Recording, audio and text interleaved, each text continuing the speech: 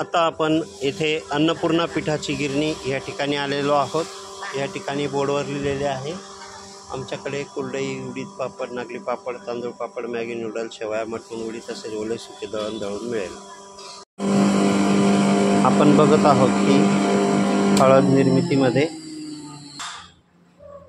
Powder बनवताना machine आता बंद केलेली आहे आणि ही मशीन उघडलेली आहे।